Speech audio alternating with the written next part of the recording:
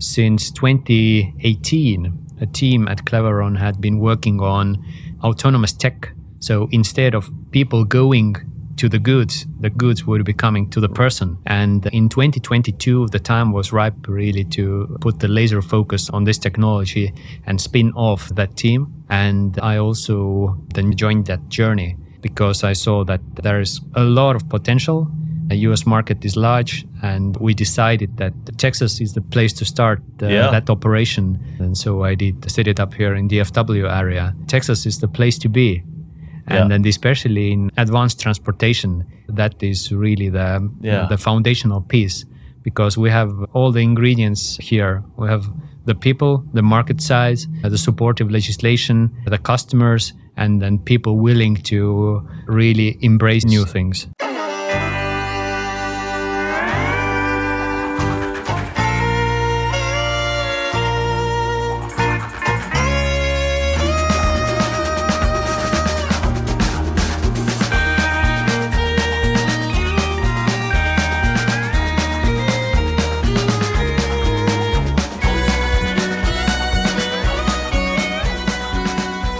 Meelis, how you doing, my man? I'm doing good. How are you, Conrad, today? Great. Thanks for joining me here at the C-Suite show.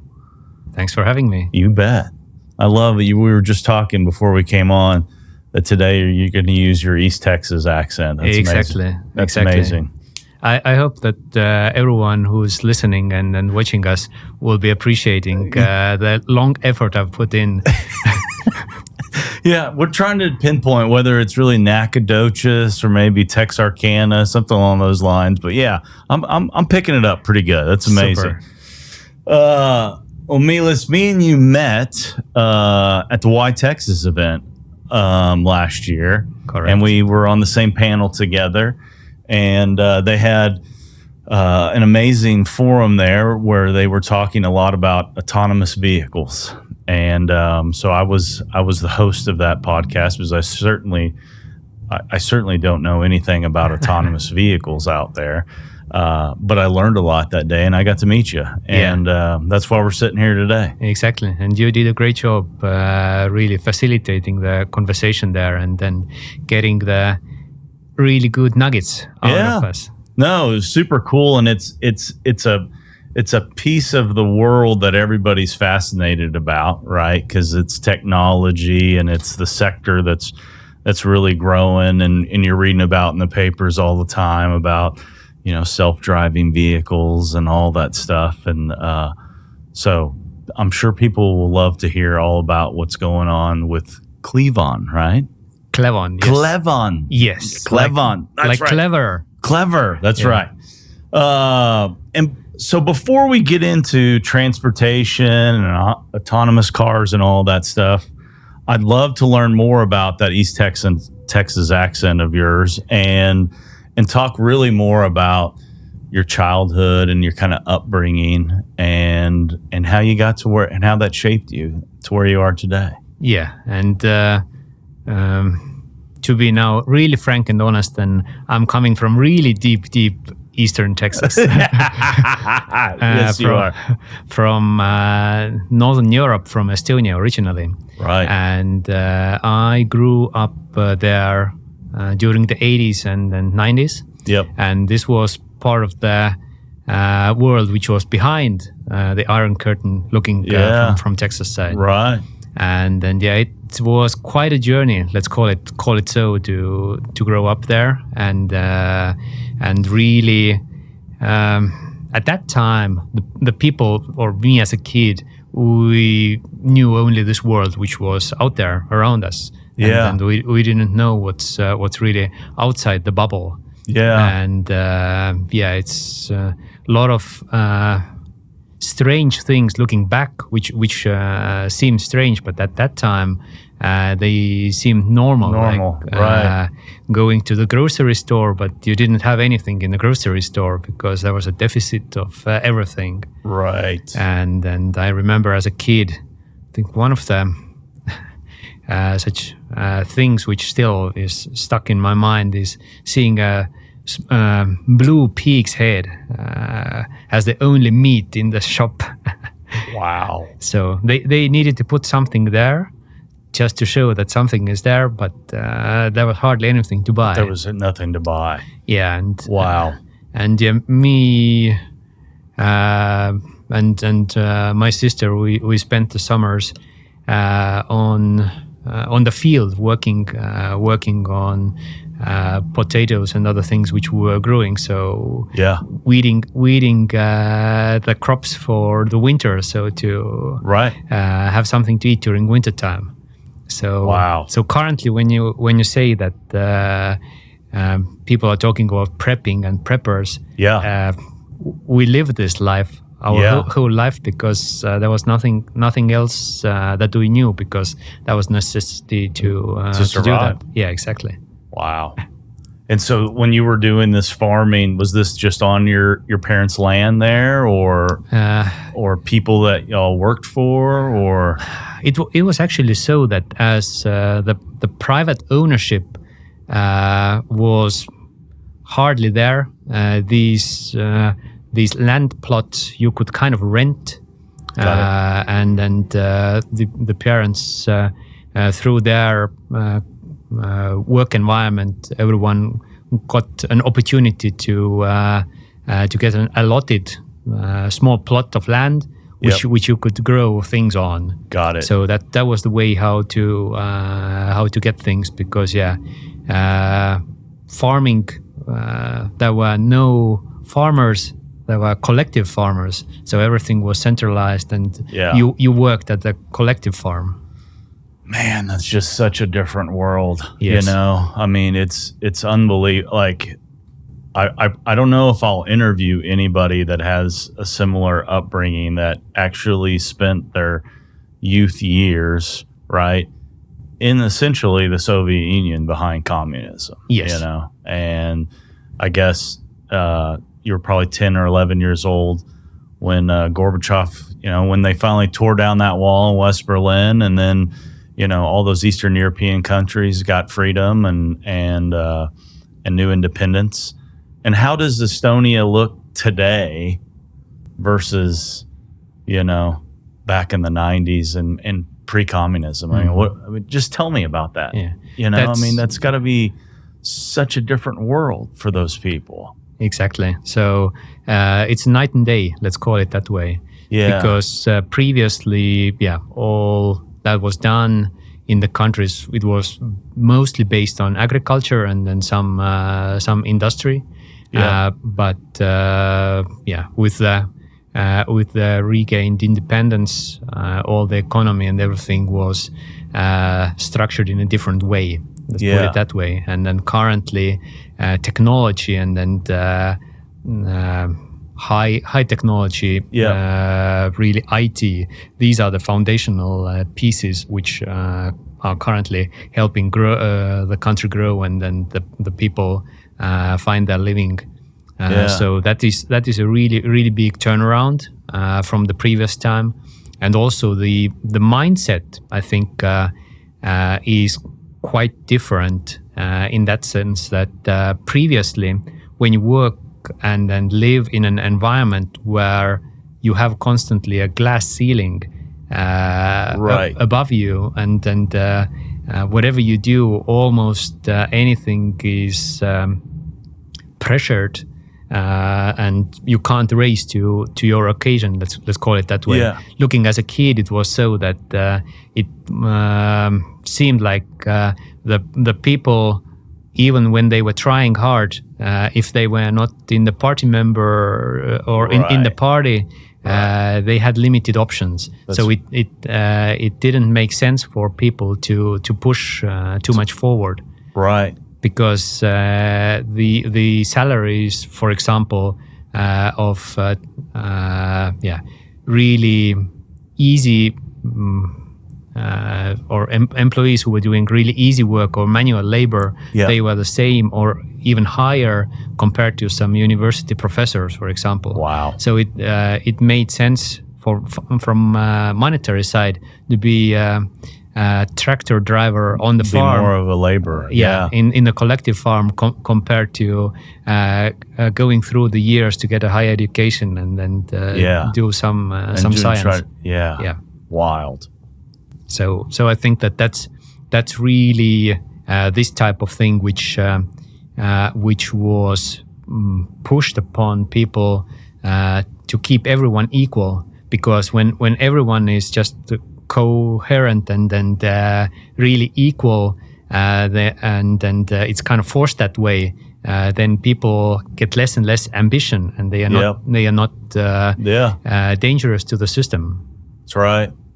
That's right. And then currently, it's all about control, isn't it? Exactly. And currently, when these limitations are off, then really cool things from technology side, from IT, are really coming out from the country. And then on the plus side, currently, when you come from a small country, just as a comparison for the listeners here, Estonia is having the same amount of people as downtown Dallas, 1.3 million. Right. So, and when you come from such a country and such market, you need to think big. Yeah. Because you are not making products or solutions just for this one town. That's right. You got to think bigger. Yeah. You make solutions for the bigger world, and I think that is one of the key factors which has helped a lot of companies get this high growth. It starts from mentality side. Yeah, and then, you're right. And you go from there. So Meelis, it's safe to say that a lot of people in this country that, push this narrative of socialism and, quasi-communism, they don't have any idea of what they're talking about until they've lived it. And you lived it, your parents lived it, and there's just no two ways around it. You've been fortunate now to live in the United States for several years, and you can't imagine a life without capitalism, can you? No. And a good example or comparison is that a couple of years ago, one of my tennis buddies was visiting Cuba. And then when he came back from there, he said that, oh man, I just went through a time machine. Right. I don't want to go back there. Right. So just there are these places currently in the world where you see the end game of this type of mindset, and people who want to experience it, they are just one flight away from experiencing and then seeing the results of it. So if you think the United States is a bad place, go visit these before you start making these proclamations about how socialism needs to be a bigger part of this world. And it's interesting, you talk about if there's no drive to want to do more and do bigger things, which capitalism pushes, there's just the society just erodes away. There's no sense in doing more. Yeah, because there's this glass ceiling. Exactly. And the reason why I really love living here in Texas is that the mindset is can-do attitude. I would put it that way. Right. That people want to get things done, and then they are doing whatever it takes to get it done. You're right. So that's why I really love it here. And then it's the same mentality coming from Estonia, or coming from a small underdog team. You need to do more to play in the bigger leagues. So. That's awesome. What did you when you were growing up? What did you want to be when you were growing up? Did you have any idea? The funny thing is that now thinking back, probably it's a combination of wanting to travel and then doing something different. I wanted to be a truck driver as a kid. Did you really? Yeah. Yeah, because I think my son wants to be a truck driver right now. He loves trucks, but anyhow, But that's so these big 18-wheelers. I remember I remember as a kid that these were the ones which were traveling all over the country where they could. But that was kind of probably one of the things that I really love traveling, and this would have been that would have facilitated traveling and then working. Yeah, well, and that's funny that that's still a form of transportation, which now you're all in the world that you're in today. So it's funny how that works out. Who was the most impactful person for you growing up, like that made an impact on your life as a kid? I think that the most impactful person for me was one of my grandmas. And then the reason being is that this type of view of the world from the aspect of how kindness and being a helpful person really takes you forward and then helps you in life. So now thinking back that what have been this type of foundational steps. So this is definitely one thing which I've learned a lot and I'm utilizing in my everyday work and life. And I really firmly believe in this value-based system on which you can build on.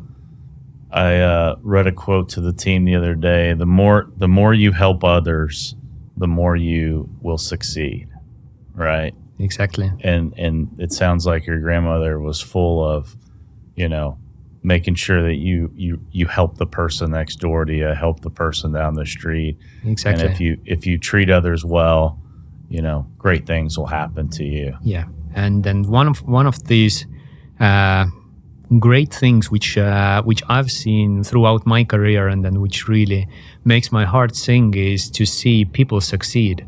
For sure. Also thinking back on the teams I've led and then built up, it's always a really good feeling seeing that how people, given an opportunity, they start to blossom and grow. Yeah. So you see it in the eyes of people that, I have this opportunity to do it, and then they wholeheartedly embrace the opportunity, and then it's wonderful to see where and how high these people will be flying afterwards. Sure. Did you play sports growing up? I was more on the music side. Were you? Yes. On growing up side, I was more on the music side. What did you play? I played the accordion. Really? Yes. Really? Yeah. That's super cool. Yeah. So this is also not really well advertised thing which I've been doing. So something unique and special. Yeah. So do you still play the accordion occasionally? Or? To be honest, I haven't played it for a really long time. Yeah. We have constantly the discussion at home with my wife that she's teasing me that, what do you want for your birthday? Maybe it's time to fire that accordion back up again. So there's a small subtle hint there. Yeah. But later on, I was when I switched more into sports gear, then I started. Got to play hockey, probably. I was trying to play hockey. Ice hockey, but I was not so good at that. Not so good. But I really like the game. So I became an TV commentator actually for ice hockey. Really? Yeah. That's super cool. Yeah, I was a couple of seasons at the local Estonian sports channel. They're commenting ice hockey. That is awesome. So do you go watch the Dallas Stars while you're here? They look pretty good this year. Yeah, so fingers crossed. Fingers crossed. Yeah, they're looking good. 8 wins currently, depending on where the show is airing. So we are 8 wins in and 8 wins to go. 8 wins to go. That's right. And the Mavs basketball, same deal. Exactly. I think this is the first time that both the Mavs and the Stars have made it to this same point in the playoffs at the same time in the same years. So yeah, I mean they both have very good shots to win it all. So that'll be interesting. So we're keeping the fingers crossed. Yeah. Well, maybe they need a sideline reporter there at the Dallas Stars. Maybe you can go do some commentary. Yeah, I live in Frisco, so I'm rooting really close for the Dallas Stars. For training facility there. Well, okay, so we graduate high school, and then where do you go to college there in Estonia? Did you I'm going to get into information technology? Tell me how the journey started formulating for you to kind of veer into this technology space. Yes. So after high school, I went to university. Yep. There were at that time, in principle, few options. You have this type of applied colleges, similar way as here, and then you have the opportunity to go to university or then go to military service. Okay. So I chose the university track, and I completed this in 4 years. I concentrated on actually not technical, but more on the software side. So I have a degree in marketing and marketing and then management side. Okay, but I have not practiced marketing. Well, you're always got to be a marketer in some degree. Yeah, everything is sales. Everything is sales. Everything is sales. Yeah. So that was a good foundation. And, for sure. Then I thought that it's enough time there in the university, so I took a little bit of a break. Yeah. Returned, I think, in eight years later to do my master's degree also. Oh wow. But then I started my journey in the field of logistics and transportation, actually. Okay. So I was working a couple of years at the local postal organization. Okay. And then worked on various IT and technology projects there. So it was early 2000s when a lot of this type of IT and technology was coming into the game. So so learned quite a lot how the logistics part, transportation works, and also I was really fortunate to start working with the customers already at that time, because the crucial part is that in whatever you do, the customer pays your salary and then pays your bills. So you need to know what they are wanting. So that was a really good learning from that time. That working closely with the customers is key, and finding out what they really want. Right, for sure. So that was a good foundation for my career right there. Yeah.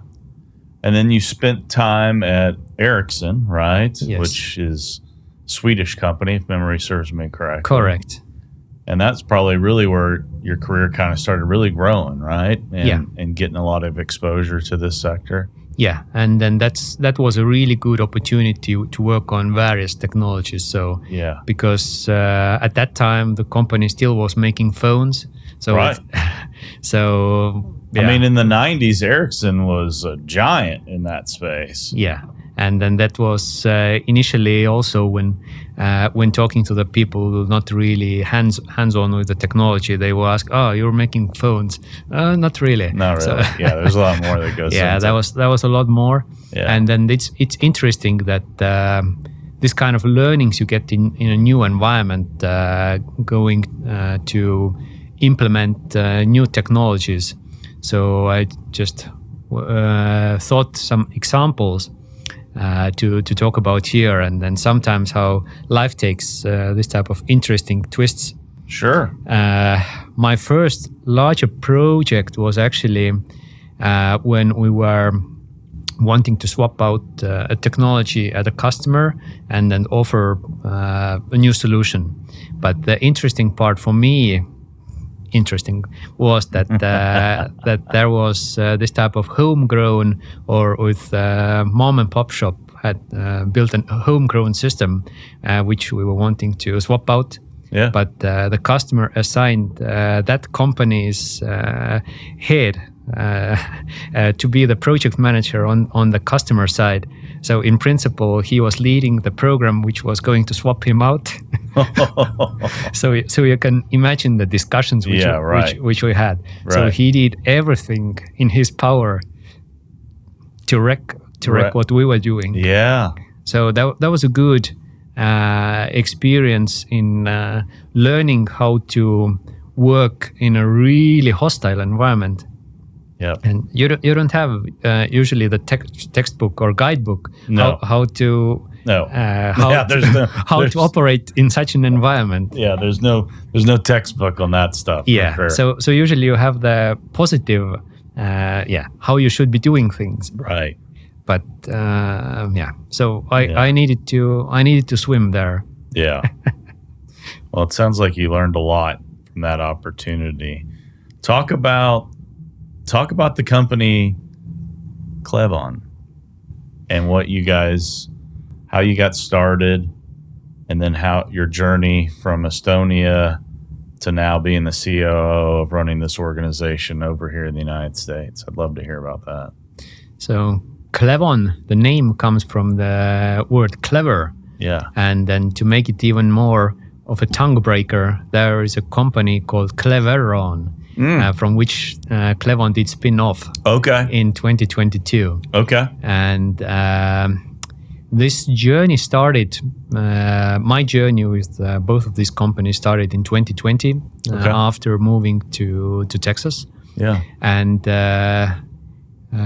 Cleveron is making technology which is for retail automation. So when you think about your Amazon lockers, these type of let's call it vending solutions, where you get your online purchases in an automated way. Yep. So that's the technology which that company is working on.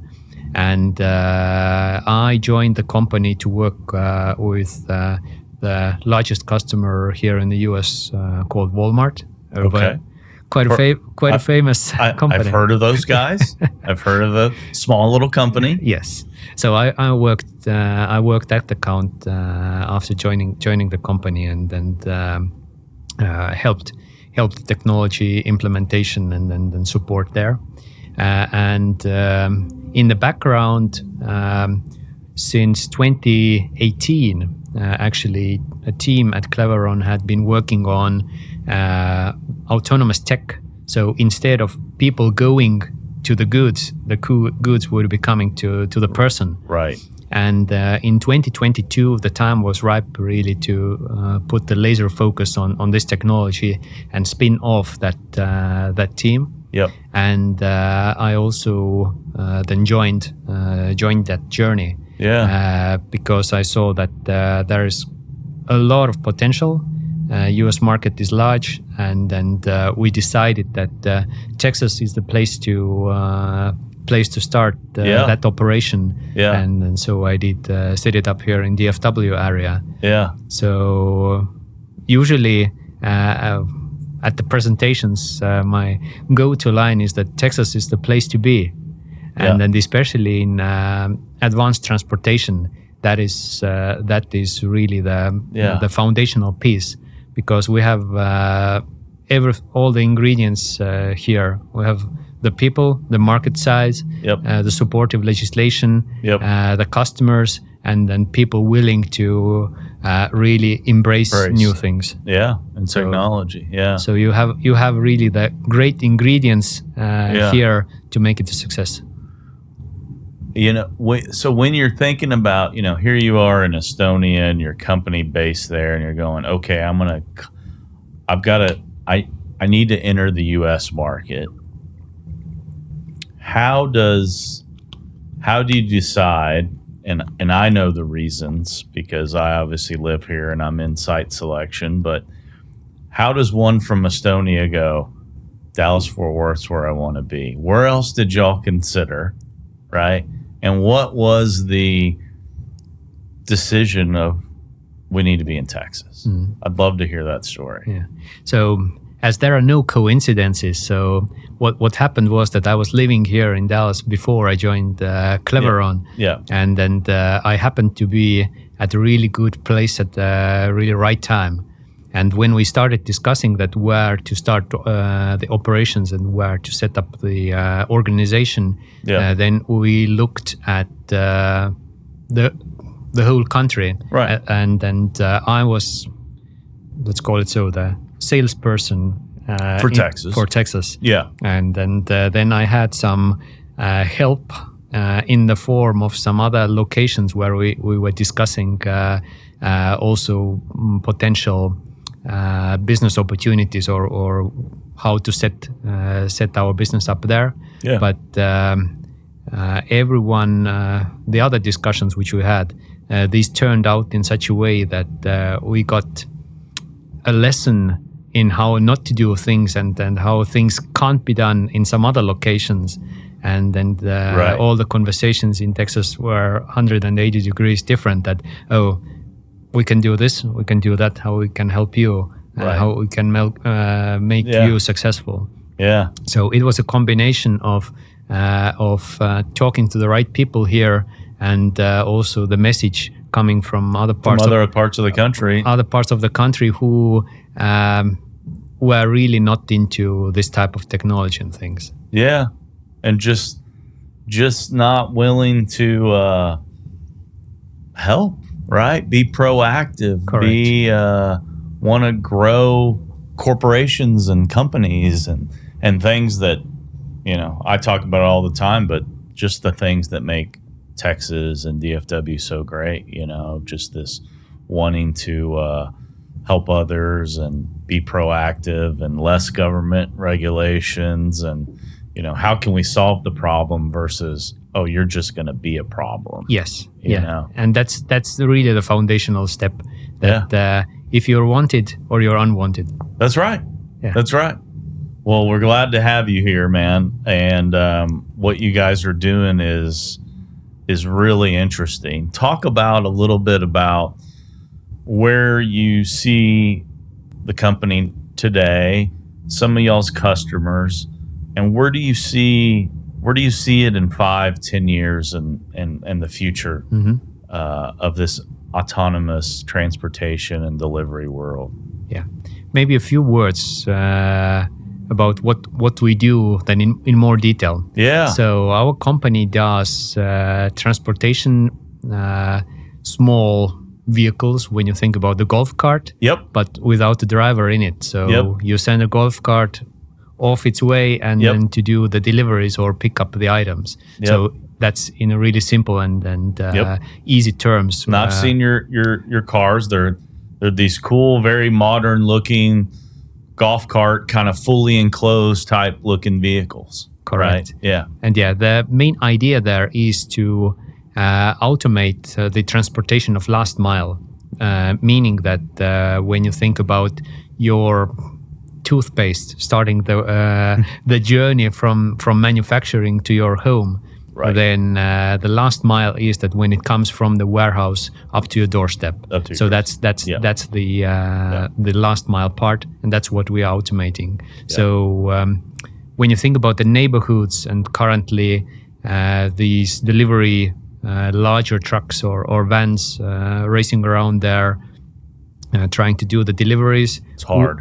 We are wanting to and showing how it can be automated, meaning that fully electric platform, less need of drivers, and then really energy efficient, silent, and then also cute and cool looking tech also. So that's the these helpful ingredients. Yeah. And then the interesting part, what we've seen in DFW area in a couple of neighborhoods where we've operated and shown the tech and really delivered value, is that people really like it because the first important part is that they need to understand what it is. Otherwise, when we just show up on the street, oh, what's that? And people have this big question marks. Right. all around them. Oh, what's what is that? Is it the FBI hiding inside? Yeah, Right. or whatever that is. Yeah. But the important part is that the people need to be informed. So Right. that's the foundational thing. We go to the communities, the cities, and then really the residential areas. We tell them what it is. We show what benefit it brings. Yeah. And then we are also collaborating with the local businesses there to enable their business. So for us, is that it's a multifaceted thing. We want to make the life of the residents easier. We want to help the companies save costs and also be a good neighbor for the environment in the communities where we're operating. Yeah. And currently, you guys are out what I would call Alliance Airport area, which is North Lake, right? Isn't that the community that you're testing in or servicing in right now currently? Yeah, correct. And this has been a really great collaboration there, really showcasing that how the benefits to the community are coming forward. Because one thing when we talk about cost efficiency is that each of these trips, which are currently done by a courier company or other company, it's costing money because a person is sitting inside the vehicle. You spend fuel, you spend your time, and then the vehicle is being used and needs maintenance. Yeah. So all these costs add up. Yep. But we have been grown we really want everything for free. Right. Free deliveries, free returns, everything. But at the end of the day, it's still the bottom line, and I'm quite certain that down the road, these delivery companies, if they are not going the automation route and not the way how to really limit and then having the better cost control, these costs will be more and more coming to the consumers also. Right. So the well-known names are really good at hiding these costs into various line items, but at the end, the cost aspect is one. The other is that the more and more time goes forward, finding these delivery drivers and then couriers who want to do that in a reliable way is trickier, right? Because when you need to have a driver for your packages, your local burger joint needs to have a driver, your pizza location needs to have a driver, right? Your Chinese restaurant needs to have a driver. So all they are needing quite a lot of people, and finding them who are on call constantly is getting trickier and trickier. Sure. Well, labor is such a challenge in general, right? And so that, autonomy, whether it's robots working in a warehouse, right, doing different jobs or driving cars, ultimately I see this as a complement to the human worker, right? Yeah. Because they're doing jobs that technically not a lot of people want to be doing, or we don't have, honestly, the workforce amount of people to support the amount of demand that's in that sector. Yeah, correct. And the demand goes constantly higher and higher. We saw it over the last couple of years, despite of big jump. And there have been various people who are saying that, prognosis are various ways, but hardly anyone is saying that it's going down. It's a question that if it's staying stable or what is the angle that the increase is going to come. How fast do these little carts go? How fast do they drive? We are currently driving them 20 miles per hour in the neighborhoods. Okay. But they could go a little bit faster also. But currently, based on the regulations and frameworks, we are limiting them to that 20. Speed. Okay. And we've seen that in the neighborhoods where the speed limit is 25, when they are driving 20, it's nice and secure and safe way to do the And as I transportation. understand it, how it's currently configured, you would order something, and whether it be a food delivery or something along those lines, and then your vehicle would pull up to the house, and you'd probably get a text message saying that the vehicle's out front. Correct. And then you walk out, you put in your PIN number or your password, and then it opens up, right? You reach in and you grab your package, and you got your product, right? Correct. So you explained it really well, really precisely. Well, we've hung out a time or two before, but I thought that was kind of the genesis of how it works. Correct. And the really crucial and important part is there that when we drive up to the restaurant, for example, and the food is put in, nobody else is touching it before it arrives at your home. Right. So you can be sure that your burger and your fries and your onion rings are still in the same condition, and they are there when the door opens. It always freaks me out, honestly, a little bit when I order Uber Eats. Like, I'm like, they could have done something to the food. You know? I mean, I don't know. It just a safety thing. You know, sometimes they don't close the whole package from the restaurant, and you're like, the guy, I mean, I don't know. To me, it seems a lot more bulletproof. Yeah, it's this chain of custody. When we talk to our customers, then they are really appreciating this capability highly. So what's your goal for the company, you know, over kind of the next 5 years? I mean, where do you see the growth kind of in this sector? You know, are we going to see these cars all over DFW eventually in every neighborhood, or how long is, you know, across the whole United States? I mean, y'all have to have a plan to roll this out. Yes. You know, where do you see it over the next 5-10 years, and what's it going to look like? I think the important part here is really to showcase that it works. Yep. It works out in a cost-efficient way. Yep. And really work with the customers that are believing it, because and then are embracing it, because each big wave starts with a smaller wave. Sure. And then we are really embracing this type of customers currently that are forward-looking and are wanting and are seeing the future in a similar way. So the same aspects we touched upon earlier. The lack of labor going forward. Yeah, sure. It's tricky to find the people. Also, the cost pressure. So there are customers who are thinking exactly in the same way.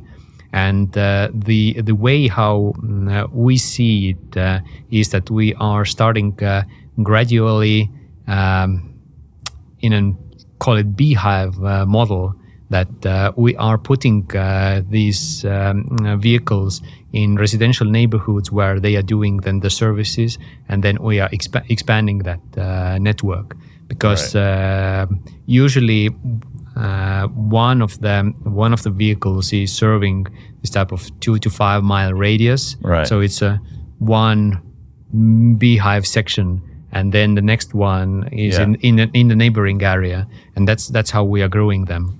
And the key for growth is really finding the right partnerships that with whom to grow there together.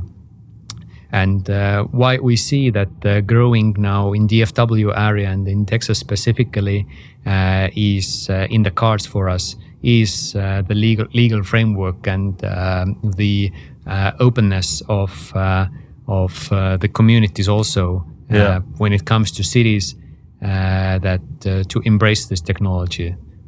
And then that's how we are going to grow. And then the other part is that putting out this really real life cost benefit analysis for the others who are following our customers. That's really showing them the proof that the things are working as they're supposed to be, and we grow from there. Yeah. Because all things when it comes to driving down the costs, that's really a volume play. Yep. And then for us, it's the more technology is out there, the lower the unit price gets, and then the better the algorithms in the background, because they are gathering more miles, gathering more insight, gathering better insights into the environment, and then they really help us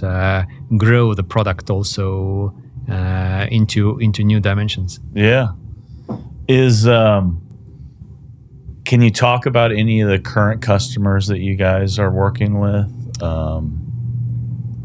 Just give some examples of some of the... I think a good example, as we have been doing that both on the European and US side, then the best well-known name from the customer side is DHL, with whom we are working, and they are on the package delivery side. Sure. And there we've really shown that how this growth can go in a city environment. Yep. That setting up these small cells all over the city, then them delivering the packages to these areas, and then we doing the deliveries in these residential sections.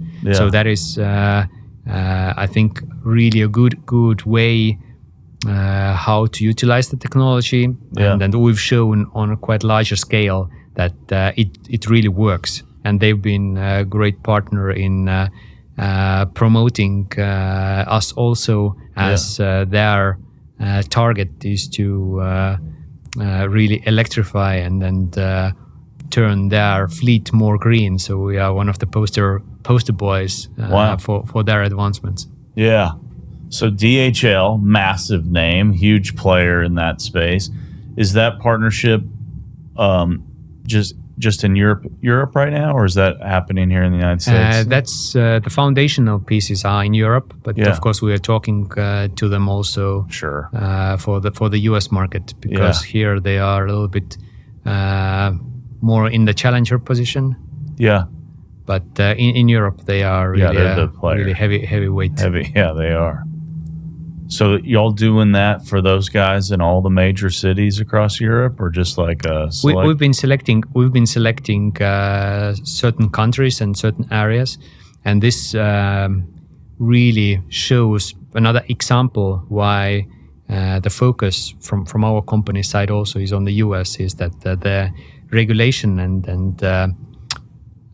legal framework in the US is much more supportive of this type of technology compared to Europe. Because in Europe, each country has their own rules and regulations, and you need to check all the boxes at each border. Yeah, I bet. So it's much more easier, and from the scaling side, the Texas scale is half of Europe. Right. Yeah, it's massive. Well, that's exciting. There's obviously a lot of benefits to what you guys are doing. I mean, ultimately, it has to be safer, right? I mean, human error accounts for a massive amount of all the traffic problems we have. Correct. Right? So that's got to be one of the selling points that you guys utilize for. I mean, have you had any? Probably haven't even had any accidents, or if you have, they're really minor. Since you've launched. Luckily we have a wooden. We got a wood desk. So knock on wood. So far so good. So we've been having a clean safety record, and the safety aspect is one of the first ones which is asked anywhere or in any conversation. Be it the community outreach, be it with the authorities, be it with the customers. So the safety aspect is the number one thing, and all the companies that are in this field, in the autonomous transportation field, we're all on the same boat. That when something happens to someone in the sector, then the backlash comes to everyone. So there is a lot of incentive and a lot of effort and work going into keeping the record as is, and then really focus on both on the operations side, on the development side, really the number one point is safety, from which to grow out into other directions. That's interesting. Back to my earlier question. I mean, do you feel like these cars are going to be everywhere? And well, I mean, when do you think you're going to see a lot of this become more mainstream? Whether it be autonomous 18-wheelers that are driving down the freeway, which we're already seeing. Yes. You know, cars and taxis and things of that nature. I mean, where are we? I mean, you've got to be dealing with all these regulations that all these governmental agencies are enforcing on technology companies in this autonomous driving world. Mm-hmm.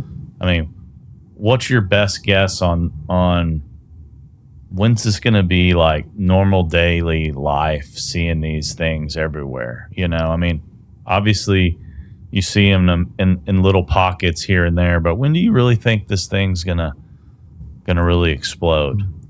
I think that it depends on the region and area. The case in point is that companies and areas which are really embracing it even more, which we don't usually see, are industrial parks, factories, these type of places where all the technology is, let's say it, a little bit easier to implement, and there is more even more monetary benefits for the companies to implement that. So when we talked about the automation inside the warehouses, so that has been already in the works for a lot of years, and a lot of automation is already happening there.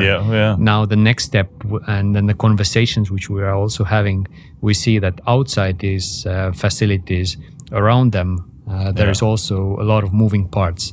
So I see that is the next step where this type of automation will be becoming prevalent within the next 5 years. It will be taking, we are seeing that in this 5 to 10 year range is this area which we see as prognosis, where this type of autonomous tech in everyday surrounding will be coming more and more, and the crucial aspects there are really related to the safety and then the autonomy part, because there are a lot of companies who have been doing a lot of effort in these areas, but there have been some things which have a little bit hindered maybe the progress, and when some companies have not succeeded so quickly and so well as they wanted, then they've taken a little bit of the intensity and the investment off. But still on the horizon we see that the combination of these market needs, which we discussed before, that there's a pull. If there were no pull, then there is no push from the technology side also. That's how the market works, supply and demand. And then the demand is there. It's now that how really these companies want to adapt. Correct. So that's the timeline. And what's another interesting part is that there is no such type of silver bullet that one solution comes and solves all the problems of the world.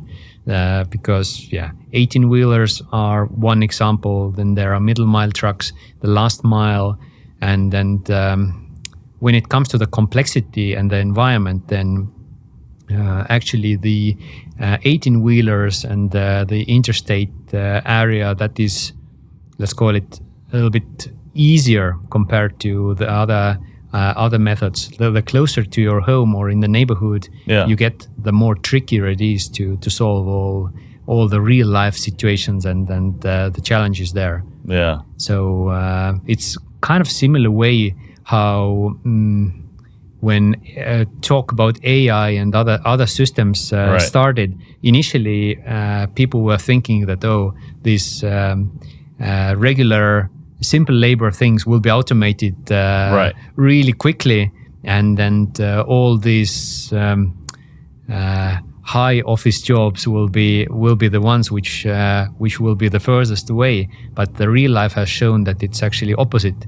That the AI is really coming for these higher or more complex thought processes, and flipping a burger is actually quite a hard task, right, for a robot to do. Right. So in the transportation sector, it's similar way that initially the robot taxis and everything was like the rage, but it's visible that the complexities there are more compared to the interstate. So so it's moving from the long haul to the closer ones. And similar way as we'll see that when the burgers will be flipped by some robots. We'll see. What's the range of these cars driving right now? Like how close do they have to be to your warehouse or your facility, or is it almost unlimited? It all depends on the amount of batteries which you put in. Sure. So finding the balance there, we've found that making this type of 50-60 mile range has been really optimal. Yeah. That when we do, for example, this couple of miles distance routes or deliveries, then we can have quite good operational efficiency with this range, because when you pack it full with too many batteries, then energy consumption goes up, and the platform just gets quite heavy. And sorry to sound so elementary, but you get an order, you put it in the vehicle, you send it to an address, and it pulls out. Is it just sensing? Like, does it have cameras everywhere? Is that how it's driving itself?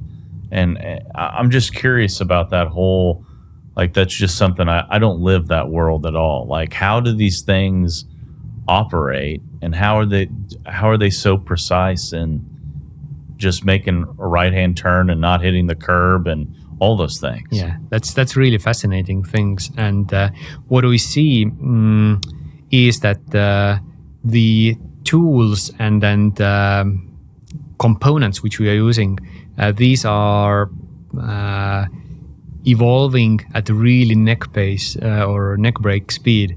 That the version which we've utilized from a couple of years ago, for example, the technology stack, this it's already changed. It's already really changed. So how it currently works is that we are using cameras and radars. So similar when you have your Tesla vehicle, that how it senses the world with the cameras and the radars all around. So we're using the same concepts there. Okay. But what do we see talking to and then working together with some radar companies is that it's mind-blowing what the current radars already can do, that how they can sense the world around them really in 3G or actually 3D and 4D. So we eventually, isn't the concept that eventually all these vehicles will kind of talk to one another? Eventually. And that's another thing, that there are programs ongoing when it comes to infrastructure. So you have the smart infrastructure, then you have all the elements in these vehicles operating there and talking to each other and then sharing information. Right. So this is another interesting journey, as you know, that when you want to have a platform where everybody can talk to each other and then understand each other, this will be another next interesting challenge to make them talk to each other. But the thoughts and designs are there, how to make it work.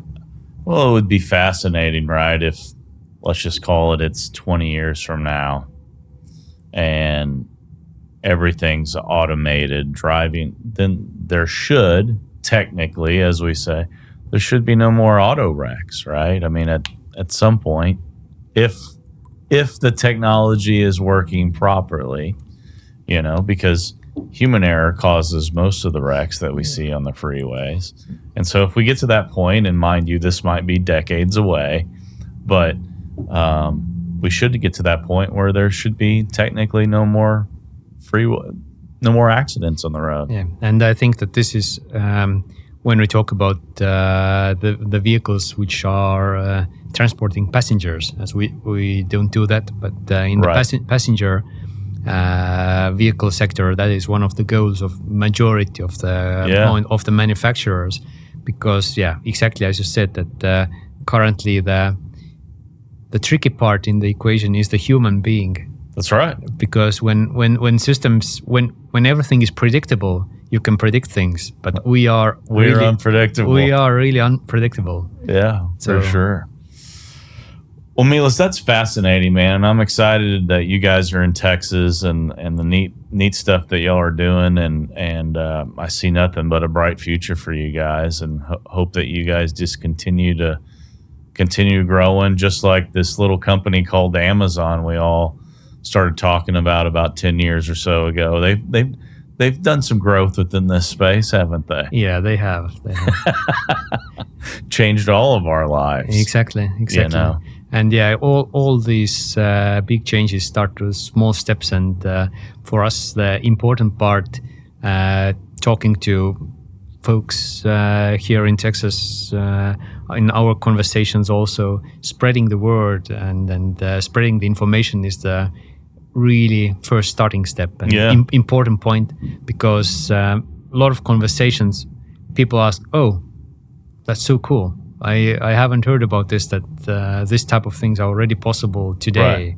Right. And that's really great to see that when people who are coming to visit me and our team, and we are showcasing them, then they come with maybe one idea or one thought process at the beginning. When they leave, they have 10 or more thoughts that, we could utilize this type of tech here, there, and in a third place. Yeah. So it's really great to see that how people are opening up their mind and then start thinking outside the box. Yeah, for sure.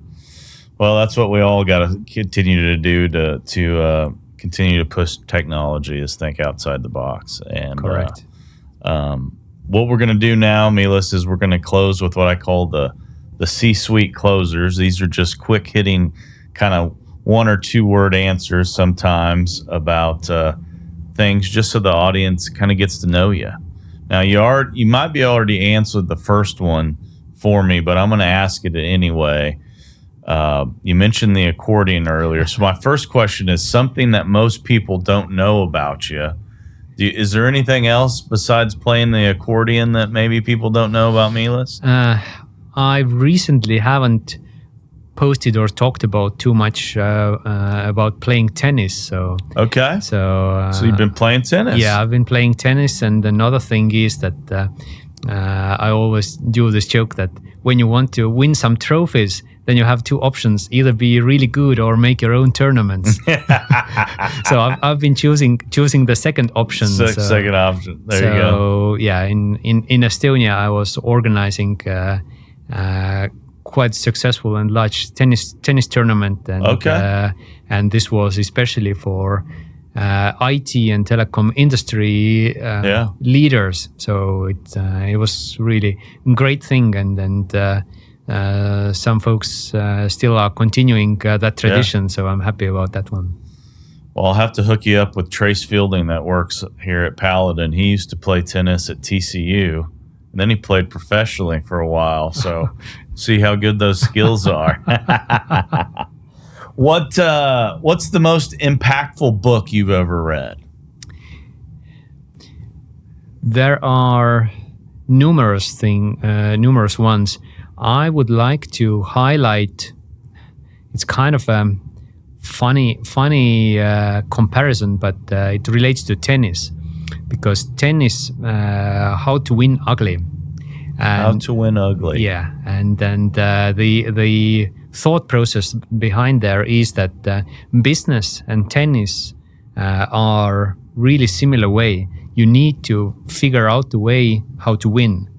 There are this type of straight A to B solutions, and there are not so straight solutions. And we know how life is. It's not from A to B. It's not to A to B, for sure. So that has really helped me with this type of mindset. That in order to get to some be it solution, sports outcome or business outcome, you need to be prepared for everything. Because life and the environment and everything around you has a lot of wrenches that are thrown at you. And this has been a really foundational piece that you need to be prepared for anything that comes your way, and just keep at it. Yeah, man, that's great advice. Do you have any podcasts that you like to listen to, or anything you're passionate about on podcasts? I am quite frequently listening to Andrew Huberman.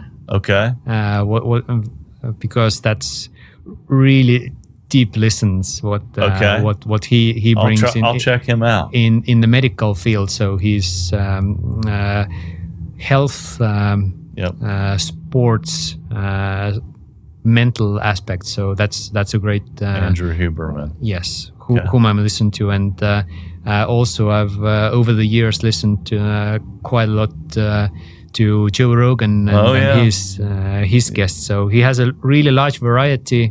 Huge variety. And then you can find definitely something worthwhile. From there's him. A lot to learn on that podcast, for sure. I love Rogan. I'm curious about this next one. Top 3 musicians or bands that, if you're going to listen to music on the radio, what are you listening to?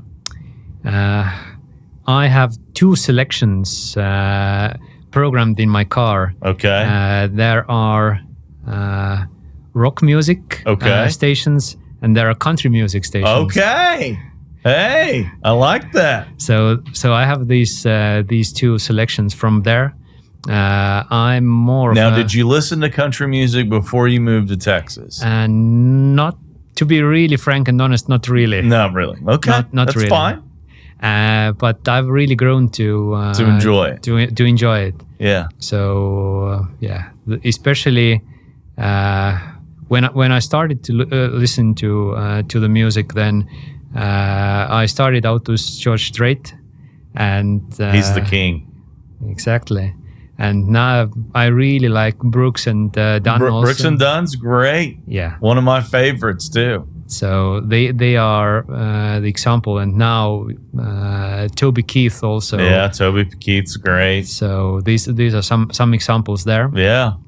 And when it comes to rock music, then I really like Pink Floyd and Led Zeppelin. Okay, like that. Both great selections. And the third one also on the rock side, and I need to put Roxy Music there. So it's a little bit.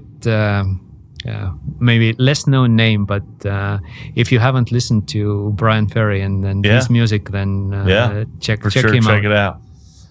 If you could have coffee with one historical or famous figure, who would it be?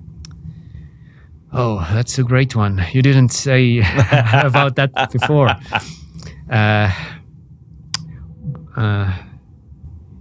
First, another nugget is that I would have a cup of tea with that person. That's true. This is true. So, or maybe a vodka drink, huh? Yeah, or depends on that one. What the other person like. I would have a cup of tea. Yeah. I would probably would like to have the beverage with one of the people who were exploring the world when nobody knew what the world looks like. Yeah. So there are quite a few examples, be it Columbus or the Vikings way back, or some of these other folks that who went the distance. Yeah. They didn't know where they were going, Right. But what they were feeling and thinking about after getting there, Yeah. and then getting a little bit better picture Yeah. of what their experience is. Yeah. So a good example from the, as we were talking about technology, Yeah. it's not possible, but talking to Voyager 1 or 2, what they have been experiencing flying there over the decades. Right.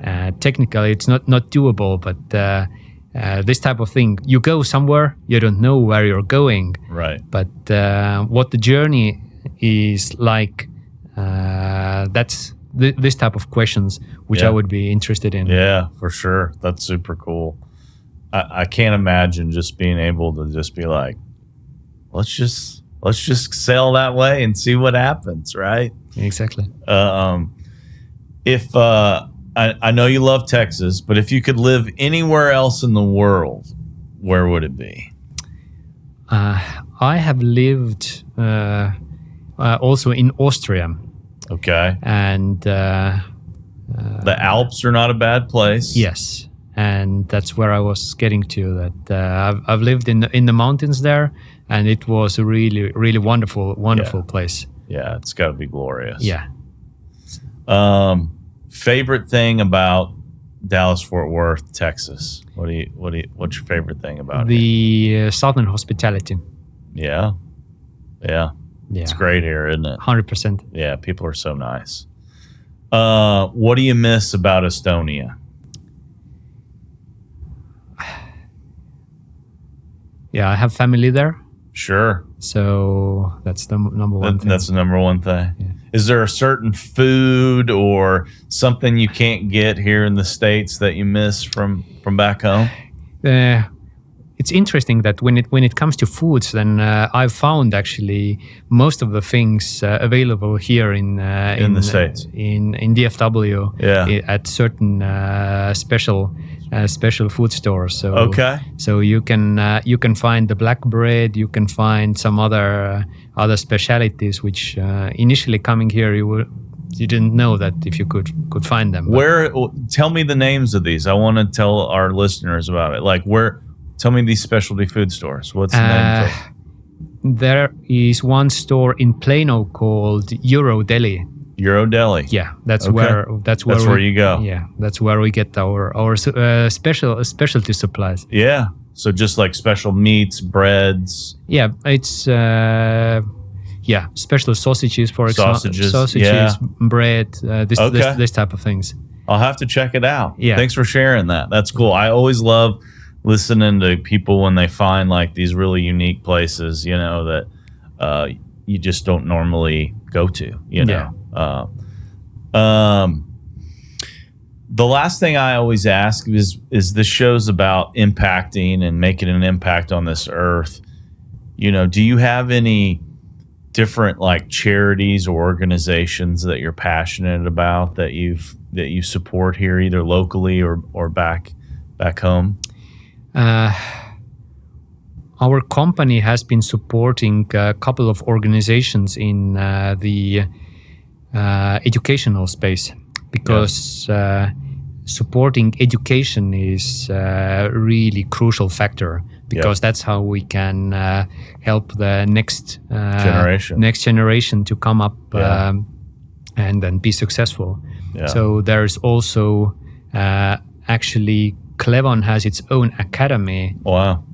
Where we are training the people who are then working on the robotics and on the programming side. So the education is really crucial and close to my heart. So for sure. So you wouldn't be sitting here across the table from me if it wasn't for education, right? Exactly. I mean, luckily your generation was kind of the first that started pursuing higher education in Estonia, and now you're wearing cowboy hat over here in Dallas, Texas, right? Yes, and boots also. And boots. I love that, man. Meelis, this was great. I really appreciate you taking the time to come hang out with me today, bud. Thank you, Conrad, for having me. You bet. Take care, bud.